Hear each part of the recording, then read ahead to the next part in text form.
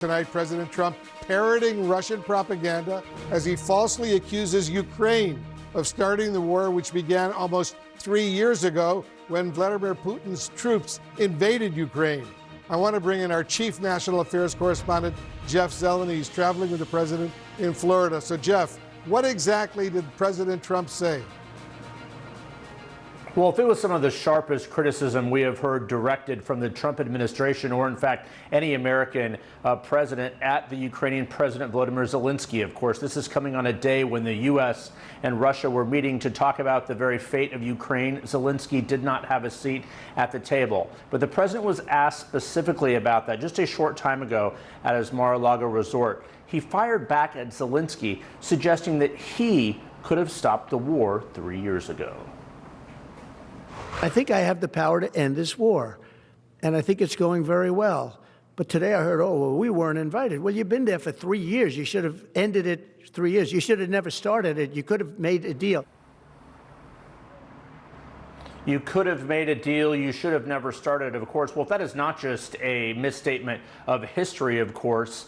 Russia invaded Ukraine, as we all saw and witnessed 3 years ago, nearly to this date. But Russia also has the history of Ukraine. I mean, when during the first Trump administration, their incursion was spreading and growing. But the American president did not stop there. He went on to essentially belittle and question the authority of the Ukrainian president. He said his approval rating was at 4%. There is no evidence to back that up. The latest poll from a couple months or so ago was right around 50%. Never mind that, he also questioned his leadership and said that there should be new elections. Now, of course, there have not been elections in Ukraine because martial law was called because of the Russia invasion. But we've taken all together here as this is coming as peace talks are just dramatically intensifying between the U.S. and Russia, as we saw in Saudi Arabia. There's no question that you odd man out here, and Trump was very eager to fire back at Zelensky and certainly not defend him today, Wolf. Truly outrageous comments. Jeff Zeleny, thank you very much. All of this comes as U.S. and Russian diplomats kickstarted their talks in Saudi Arabia aimed at trying to bring the war to an end without Ukrainian negotiators in the room. Our chief national security correspondent, Alex Marquardt, is joining us now from the Saudi capital of Riyadh. Alex, how is this comment, this latest comment from President Trump, going to be received? Well, Wolf, this will strike at the deepest fears that the Ukrainians have of how President Trump views the conflict and who is responsible, and concerns over concessions to the Russians. The president here laying blame at the feet of the Ukrainians. He's going beyond the usual anti-Ukrainian talking points of the fact that this war has been dragging on for 3 years and cost the U.S. tens of billions of dollars, going beyond the Russian talking points that, in fact, it was Ukraine who provoked this war by getting too close to NATO, too close to the EU, moving away from Russia, saying here very clearly that this was Ukraine's fault and that Ukraine started it. And Jeff Zeleny is absolutely right. We know that that is not true. We know that it was Russia who launched this war February 24th of 2022. They came in from the north, from the east, and from the south. And so there's no question about that. Where we go from here very much remains to be seen. He is essentially undercutting his negotiating team here in Riyadh, just striking statements from the American president that will further raise concerns about the concessions that many accuse the U.S. of giving to Russia at this point without getting anything in return. Wolf. Alex, what came from the talks between the U.S. and Russian diplomats in Riyadh, where you are, earlier today? Well, Wolf, this may be remembered as the moment, or one of the moments, that Russia essentially came in from the cold, was recognized again by the West. Here we saw President Putin's top aides sitting across the table from the top American national security officials.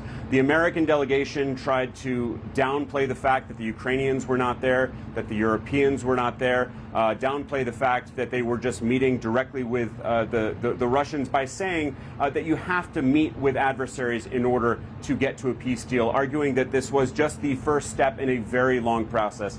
Here's a little bit of what Secretary of State Marco Rubio had to say earlier today. But we have to understand that it's been 3.5 years since there's been any sort of regularized contact between the United States and Russia. and in some cases between any of the participants in this conflict and Russia. So the goal of today's meeting was to follow up on the phone call the President had a week ago and begin to establish those lines of communication. The work remains. Today is the first step of a long and difficult journey. A long and difficult path. There were 4 things, according to Secretary Rubio, that the two sides agreed to. The first is to normalize embassy operations. Both the Moscow and Washington embassies from the two sides have essentially been gutted over the last few years. They want to send diplomats and intelligence officials back to their posts. And then specifically, Wolf, both sides are going to be naming a high-level delegation to continue with these Ukrainian negotiations. And then, very interesting, Wolf, they're looking past the end of this conflict, essentially offering Russia a carrot, saying there's an opportunity for historic economic and investment cooperation. So some really interesting points there. But again, Wolf, there is major concern here that U.S. is giving concessions to the Russians. We heard President Trump just hours after these talks wrapped saying that U.S. troops should not be inside Ukraine. This comes at a time when both the Ukrainians and the Europeans are saying that the Americans must absolutely be involved in giving security guarantees to the Ukrainians, and we're hearing otherwise from the American president. Wolf? Alex Marquardt reporting from Riyadh in Ukraine in Saudi Arabia for us. Thank you very, very much. Joining us now, the former Deputy Secretary of State, Wendy Sherman, and CNN contributor Jill Doherty, former CNN Moscow bureau chief. Wendy, let me start with you. What's your reaction, first of all, to President Trump today falsely claiming that Ukraine started this war with Russia? Well, Wolf, I think you, Jeff, Alex said it. It was outrageous. It is actually so far, and I think Jill, who knows Moscow and Putin quite well, all this administration has done so far is given carrots to Russia. And today, the president put sticks on President Zelensky and Ukraine, when in fact, as you all have said quite accurately, it was Vladimir Putin who horrifically, illegally invaded a sovereign territory and set off this horror show. As you know, Wolf, on January 10th, I led a delegation from the United States to meet with the Russians as a last-ditch effort, even knowing from intelligence that Putin had made the decision to invade because he believes Ukraine belongs to Russia.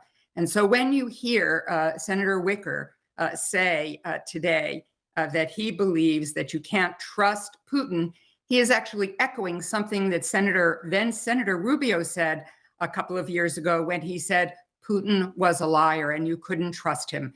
So the fact that the administration has begun with Russia, has given them embassy normalization, saying Ukraine can't get into NATO, saying that in fact, no troops from countries who are part of NATO can ever be there as peacekeepers, said by Lavrov today. The administration saying it may take troops out of the Baltics, saying that Zelensky and the European Union can't be at this meeting. All of this is give-me's to Russia and really making it very difficult for President Zelensky. He is trying to humiliate and bedevil Zelensky to take away his confidence. But having been to Ukraine during this war, I can tell you that the Ukrainians are resilient, they are tough, and they will not back down to a just and durable peace. Jill, let me play that little clip. This is Senator Roger Wicker. He's the chairman of the Senate Armed Services Committee, speaking earlier today. Listen to this. Any sort of peace talks that might get a fair result would definitely need to have the Ukrainians at the table. Do you think that Putin can be trusted in these negotiations? No. Putin is a war criminal and should be in jail for the rest of his life, if not executed.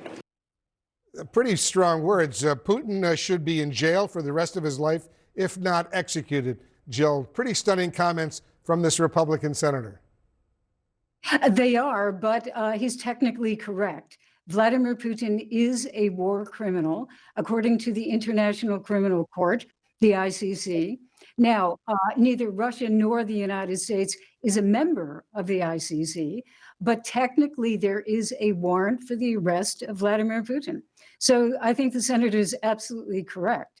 And I have to agree with Wendy Sherman that the negotiations, if the United States is really bringing two sides together, this is really a shocking development because it is putting all of the onus, no criticism on Russia whatsoever. In fact, as we see, Russia got a lot today. And telling Zelensky that he started the war. I was in Moscow February 24th, 2022, and followed it very, very closely. This is precisely what Vladimir Putin says, that it was the Ukrainians who started it. But I don't know, we have to beat a dead horse here. It's quite obvious. The proof is there. The video is there. And the world really does know that Vladimir Putin invaded Ukraine. Yeah, and he all- wanted to take over the country and get rid of President Zelensky.